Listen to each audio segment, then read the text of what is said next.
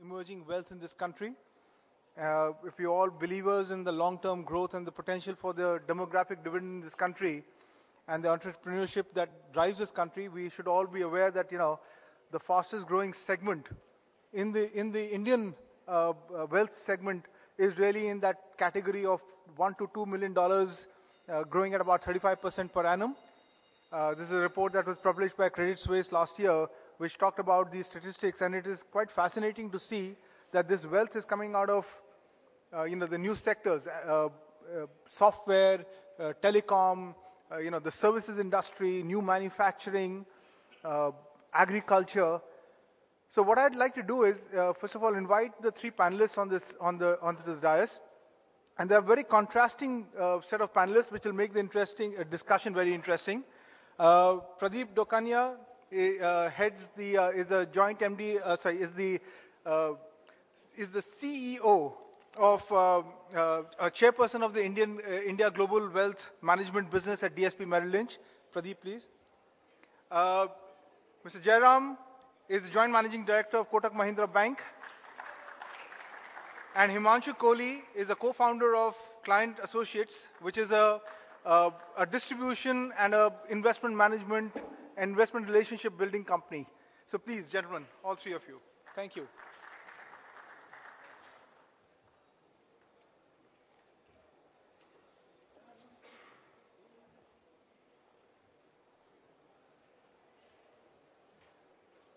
Joining me on the stage. The perspective that I'd like to hear from the three of you, because you come from very different backgrounds and from three different types of institutional areas, would be starting from a perspective of the client, the segment that we're targeting, and the new wealth that we are seeing emerging. Pradeep, maybe since you come from a very traditional investment management and investment house, what is your perspective on how new strategies are going to be formed for reaching out to this new emerging segment?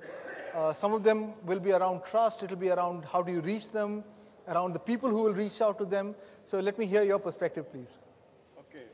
Let me first articulate the Indian market. I think Indian saving market is pretty big. I think with almost a $2 trillion economy and a 20% savings rate of households, I'm saying overall our saving rate is 32%. But household saving is around 22%. So we are a $400 billion saving market today. And out of that, I think he mentioned the Credit Suisse study. In fact, the latest one has come last week. So India has around 160,000 millionaires. So that's a family. Merrill Lynch and Capgemini also comes out with a study, and the numbers are similar. So we have around 150,000 to 200,000 millionaires. And that is expanding. I think the growth rate has been pretty okay if you look at last 5 years.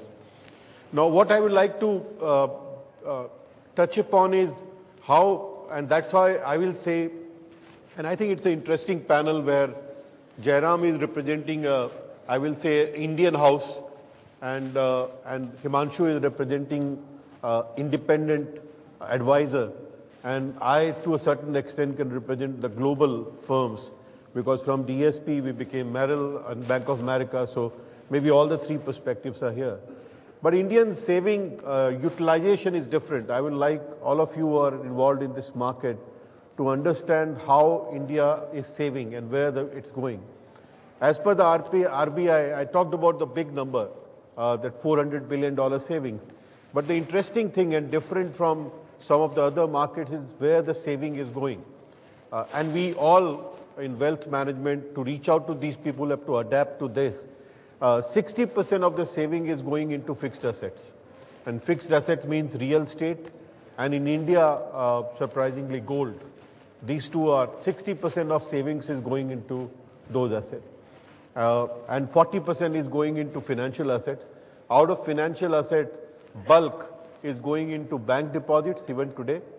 And I think it was touched upon in earlier insurance summit and the government savings. Maybe this forum has been organized by mutual fund.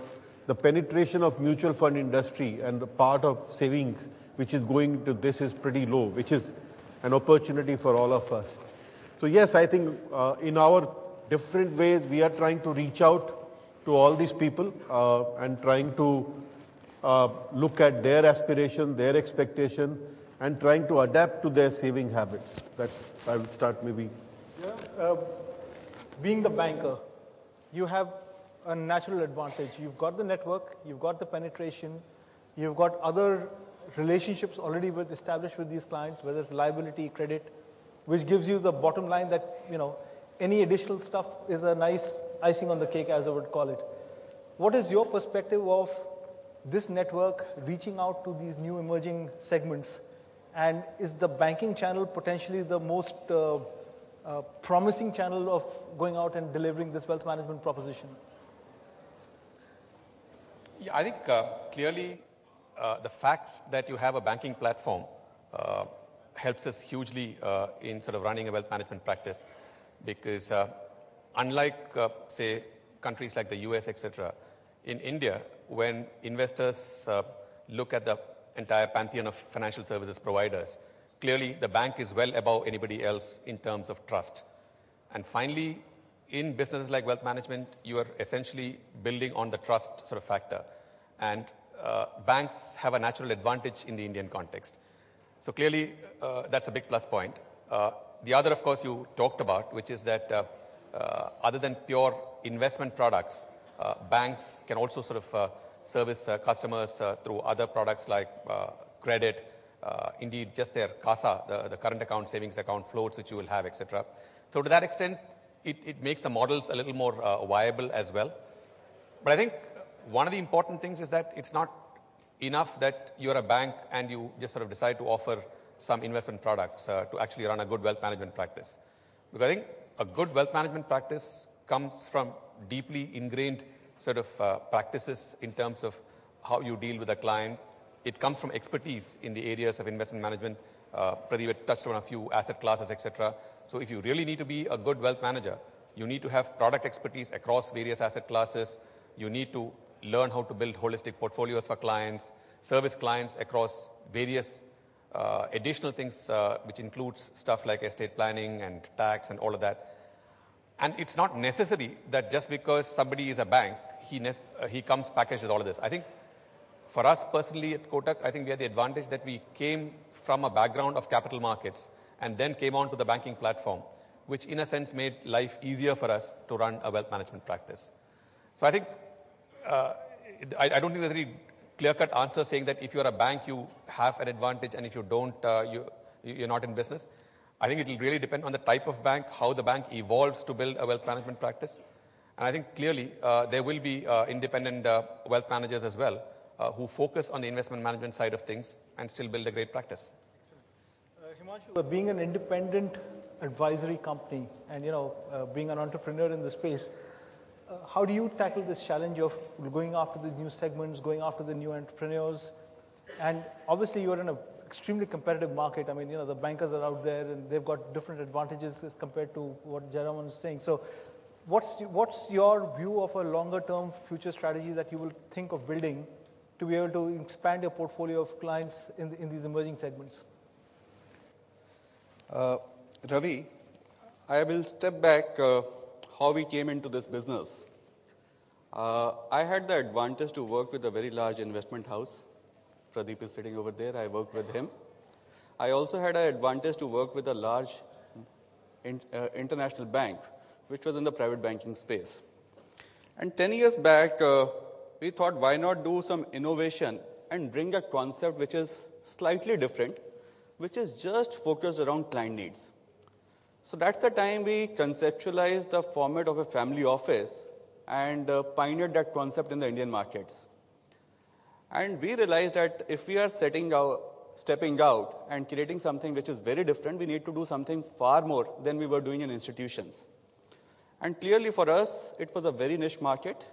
Typically, family office would have been $50 million plus kind of relationships, but we said, no, we would like to go average 5 million because we also need to realize our capabilities. And so it's a very niche market. It's not easy to get through in this market, especially when you don't have a brand, you don't have institution backing and no capital. The only capital which is there is your intellectual capital and the passion with which you do this business. And, but the mantra to succeed in this market is very simple. If you work for clients, clients realize that, and there the whole concept of more holistic approach, family office makes sense. And for us, the only way we can succeed is by working hard on relationships, word of mouth. Since we are a player which is more of depth rather than breadth, so we need few relationships. And that is something which we follow and address that need. The two things that have come out very clearly. One is client centricity is the answer for wealth management, whether it's from a banking channel or from an independent advisor. Client relationship is hugely driven by trust, and it's a cultural issue. What is your perspective? I mean, it's something that I think in the Indian context, most Indians are, suspicious to some degree. And it's very likely that they are going to be very, very circumspect about parking all their money and trust into somebody.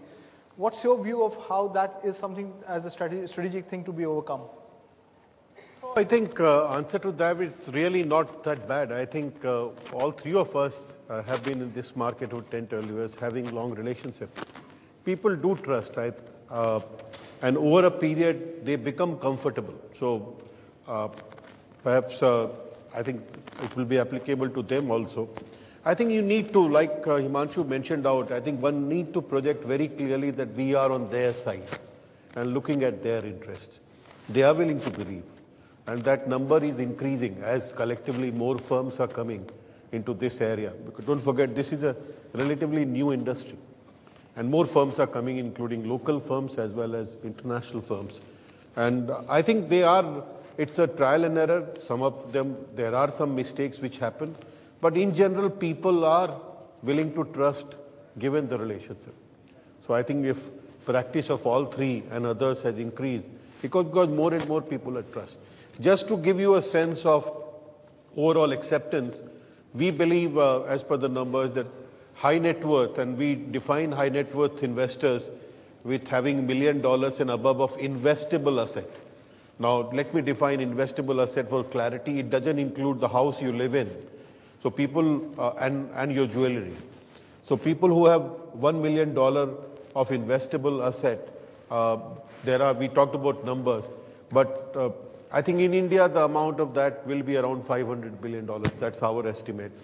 But only $50 billion has been using advisory. So I think the penetration of advisory and you working with looking at trustworthy people has always been 10%. Right? So they are looking at trust. That has been our experience.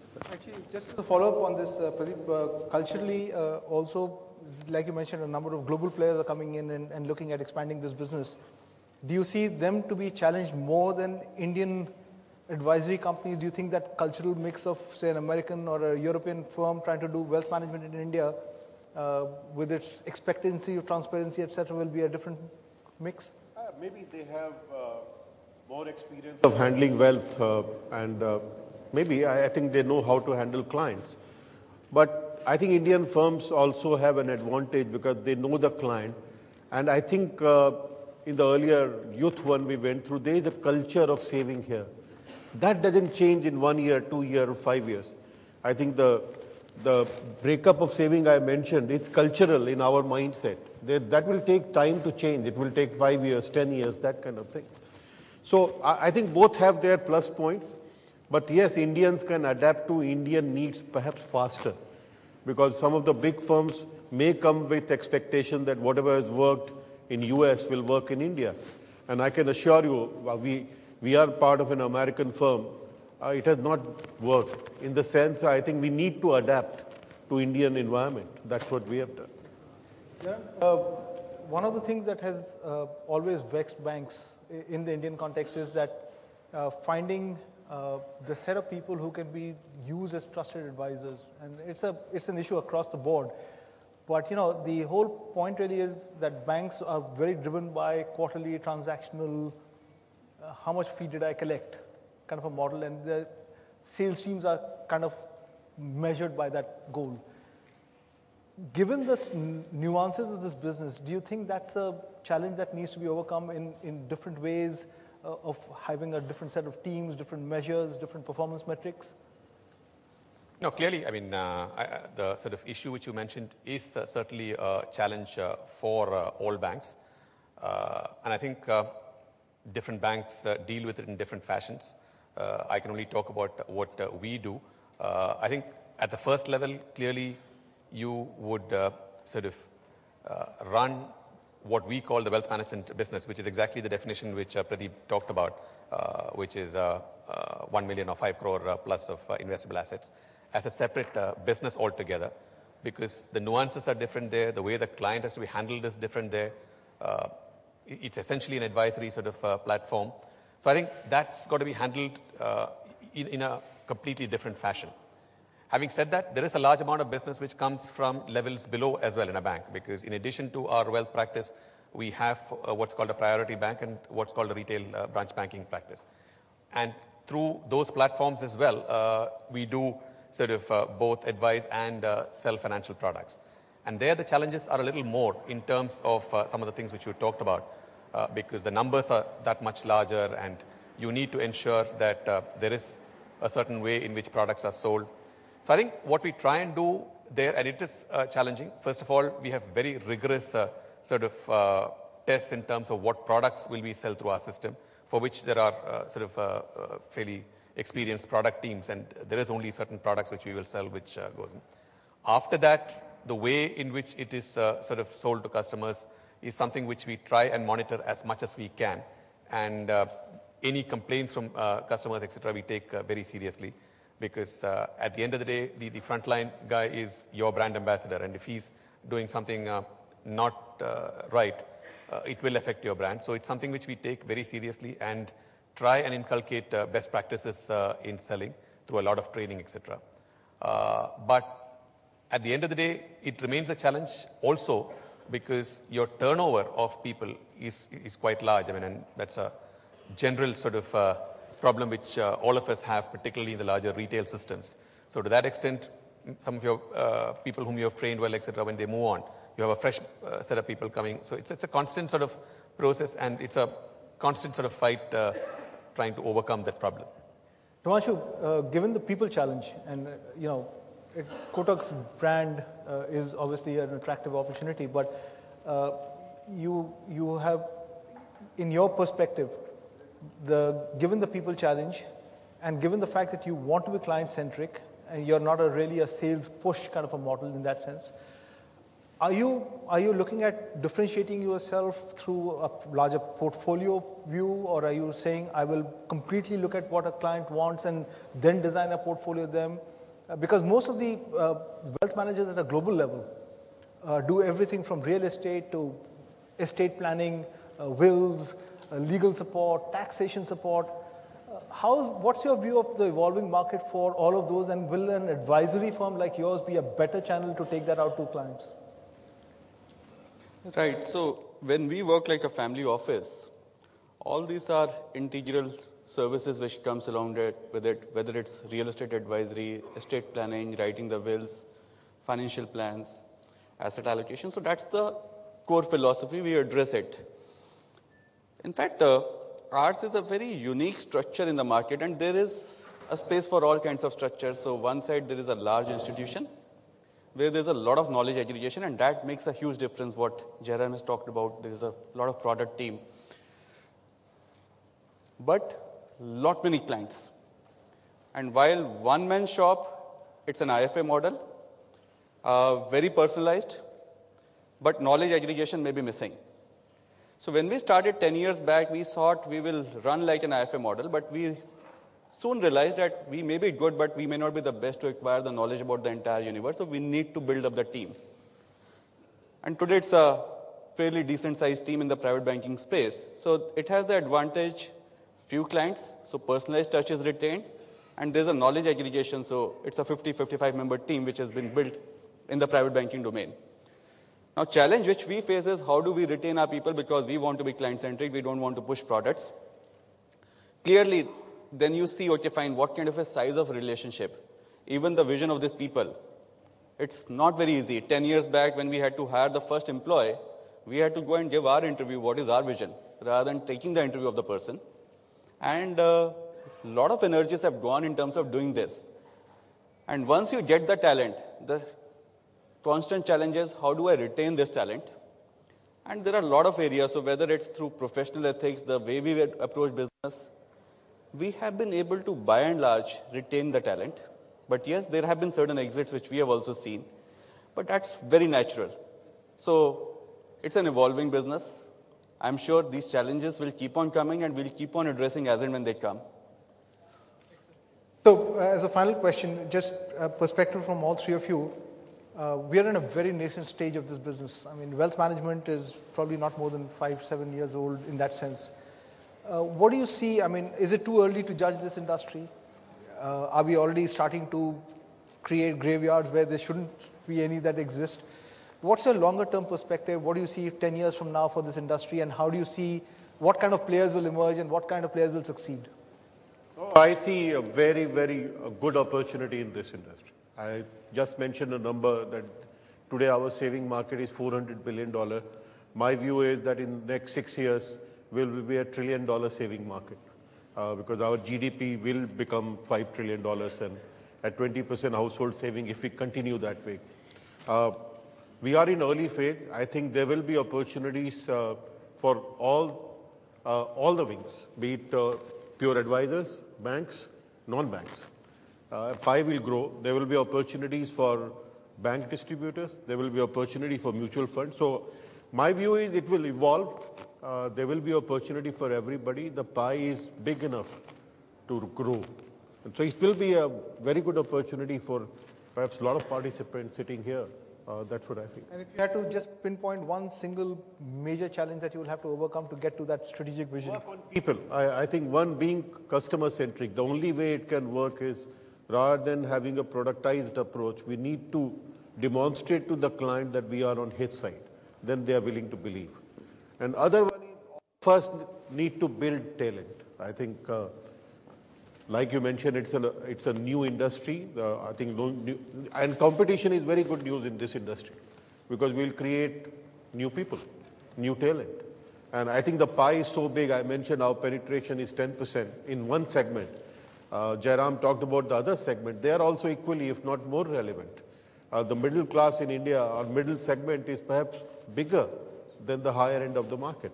So I think there is opportunity. I will say it's a full of opportunity. We all have to draw the map how to maximize. We will do our mistakes. We'll learn from that. But all of us will adapt.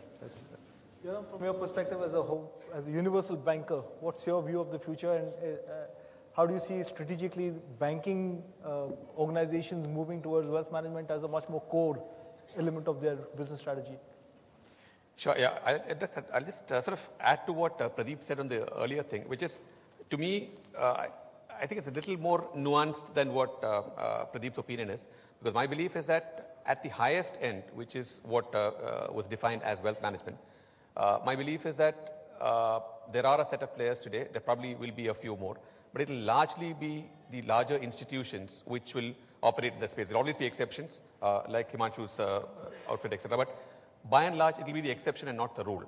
To me, the big opportunity is really in the next sort of thing, because that's where I think you can really see numbers exploding, which is typically managing anywhere between 25, 30 lakhs to 5 crores. And in that bracket, I think over the next few years, you will see the numbers sort of multiplying so much that there's actually the need for a lot of players. I mean, obviously, the banks will have to reorient themselves to try and service the segment a little better. But I think in addition to that, there'll be need for a lot of IFAs, a lot of smaller firms, etc. And that, to me, is the most exciting area of in this entire sort of pyramid. In terms of your question about how would banks need to readjust, I think I go back to what I said earlier, that fortunately, we have come from an investment management background and got onto a banking platform. That's not necessarily the case with most of the banks, which have had banking platforms and have now used investment management almost as an add-on. I think that add-on will have to be significantly reinforced, both in terms of expertise, in terms of the type of people you sort of recruit in that business, And I think even in terms of compensation practices internally, how you reward people, how you look at KRAs, etc., all that will have to be significantly rejigged by the banks to actually sort of move forward into the future. Excellent. And Himanshu, finally, in your perspective, because if the future really is that customer-centric model, and it's something that you've been practicing, what do you see as strategically your future or the future of the independent advisory firms in this business, given the fact that, the war for talent will continue to drain your coffers in terms of buying the next bright guy? I think if we look at the long term, the future is definitely very, very bright for all kinds of players. Even our kind of a setup, banks, larger institutions. If we see Indian markets per se, economy, every week a 50-bed hospital coming over here. Next 25 years, we will not be able to meet the medical needs of our country. Every week, a 100-megawatt power plant coming up. Next 25 years, we will not be able to meet the power needs of our country. Now, that's the kind of a consumption pattern or the power which is over here in the economy. So all these things, GDP growth rate, younger population, higher savings potential. So I think we are broadly on a macro basis at the right time, right place, and we are extremely bullish. There could be certain periods, and if we correct our political system and certain things which happens around it, we all are extremely bullish about the potential for this business. India has the potential to be amongst the top 3 economies and maybe the top 3 or 2 financial markets in the world in the next 25 years. So if that is the story, I don't think we need to be concerned about it because we have that kind of a horizon to us. So here's the conclusion. I think 3 things. One, the future is bright and across the industry, across the players, across opportunities for people to be serviced better, across opportunities for people to be employed by the industry. We've also heard perspectives from a global player, from an Indian bank, and from an independent advisor. And I think all 3 perspectives point to the same thing, that eventually the answer lies in a more client-centric model.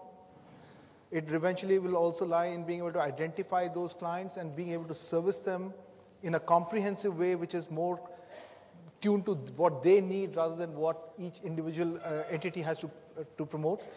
So thank you very much for your perspectives. I'd like to open it up for some questions. I'm Milind Sarvate. I have a question to all 3 of you. Basically, trust is one you get to develop when you interact with the client. But at the first level, how do you go and acquire clients who are a $1 million plus kind of a net worth? For established players like you, it is easy. There is some kind of bandwidth to do that. But if the market is open for all of us IFAs, then how do you do that? The question is to all 3 of you, the acquisition part. Maybe Himanshu, you may want to take that question first because, for Jairam to go and say, I'm Kotak Bank and you have $2 million parked in your savings account and I'd like to help you manage it, is easier. Brand definitely builds that trust. Yeah.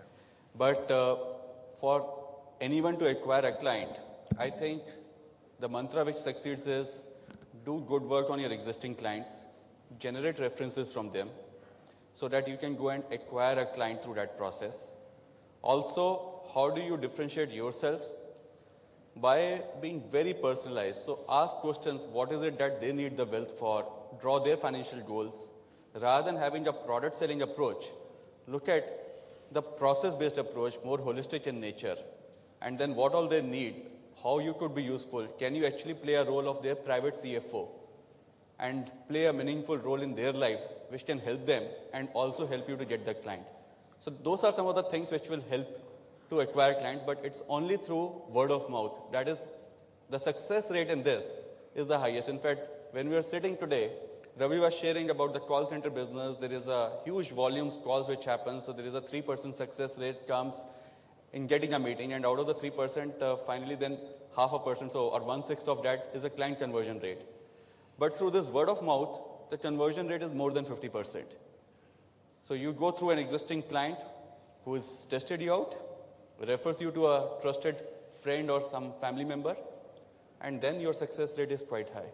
Jaram, just the same question to you. I mean, does the brand enable you to open all those doors and at least establish that first relationship, or do you still go out and seek in the wealth management business? No, I think I'll completely agree with Himanshu that in the wealth management business and even at a bank level with a particular brand, etc., it's still referrals which are the single most important thing. Because at the end of the day, if you've got clients who are willing to speak up for you and be your brand ambassadors in that sense, that carries far more conviction than anything else you might do. Obviously, it helps that you have a larger brand, etc. And for an organization like that, it also helps that your referrals may not necessarily come from other private banking clients. Your referrals could come for argument's sake with somebody who our investment bank has done business with, or with somebody who our corporate bank has done business with. But finally, it's referrals. I mean, they must be happy with something which some part of the organization has done, and to that extent, they're willing to sort of stick their neck out and say that this is a good organization to deal with. So I'd say it's really referrals. Brand gives you some air cover, but beyond that, you've got to do good work and keep your customers happy. Pradeep, DSP has been around for 150 years? I'm not sure, whatever. But what's the secret to that success in terms of new client acquisitions? And perhaps I think same thing. What they talked about, maybe the nuances may be different some bit. We all try to bring in what works for us. I think Himanshu mentioned about extreme customer focus and being on this side. We definitely created our own model, I think references model. We also started this business as a part of investment bank. So we got initial references from investment bank. And then of course we got the global expertise. So we positioned ourselves as global knowledge and local relationships. And that's how we adapted. So I think all of the firms will happen like this. But I think, yes, it doesn't happen. References are the best way. According to me, we have failed in doing cold calling and succeeding in this business, particularly at higher level, $1 million and above. Cold calling usually has not worked. And references have been the best source for us also. Okay. Any other question? I would like to add another point. Please. In fact, the other way you can differentiate yourself is, which we tried and succeeded. 10 years back, we went to clients and said we would like to charge you fees. At that point in time, industry was not used to charging fees from clients. So there was one side which was rebating, one side not rebating. But no one used to come forward and say we will charge you fees for the advice which we are doing. I think that also brought the seriousness, because anyone who pays the fees also is willing to spend their or invest their own time and has engaged you. So it may be a very small portion of the overall pie, but it's a good differentiator. And we believe we should be hired by the clients. That is where client-centric approach comes from.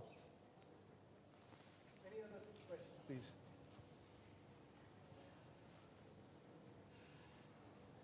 Okay, just let me ask one final question from our side. Is that given that we, as you said, that the savings rate is going to grow, but it's still very heavily focused towards real estate and gold. Is there a standard set of formulas that you think we can use for moving people away from these illiquid, technically non-productive asset classes and move them into more meaningful asset classes which can be used for the country's development, etc.? No, there is no formula. I think, in fact, I attended the session by Santosh. Our penetration rate of mutual fund is only 4%. And I think he addressed a lot of good points that why shouldn't be penetration rate high? I think during the same period, maybe if need was felt more, penetration has been higher. Insurance penetration is 3 times higher. And telecoms penetration is perhaps 20 times higher. So I think we have to build on the whole industry. A lot of people are sitting here. All of us need to work towards to make us, it will happen gradually because this is a mindset issue. People feel much more comfortable with something they can touch and feel. Gold has been a historical thing for India. But both the asset classes have done brilliantly last 5 years. So there is that factor which works, which has made it worse. But yes, we all have to work. Maybe more avenues will be created. It will spread, but it will happen gradually. We all need to work towards that. You all agree that's an issue of investor education and helping them transform themselves and their portfolios towards some of these classes? I mean, at a very sort of cold practical level, some of these investors have actually been smarter than if they had listened to our advice. I mean, by virtue of the fact that they have significant portion in gold and real estate, they probably got significantly higher returns than if one had gone for a classic asset allocation with equities and fixed income and everything else.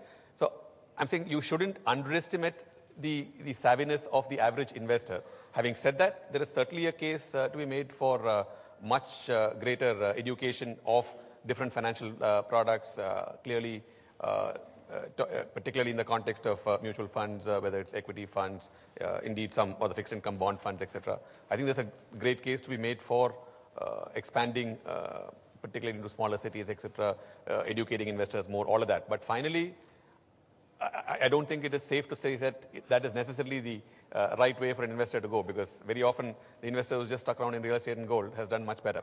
So, Himanshu, actually, it's very interesting is because while we are preparing for this session, I spoke to a friend of mine who was with me in business school, and he is running a business out of Lucknow, and his net turnovers are roughly in the 20-25 crore range. And I asked him, so how do you invest? And he says, fixed deposits and LIC. And one of the things that I asked him is, I said, why would you not look at mutual funds? Why would you not park your money in debt? You're a highest bracket taxpayer. And he says, nobody ever came and talked to me. Nobody ever told me what does it mean. Anybody who's come and told me has always tried to sell me life insurance first.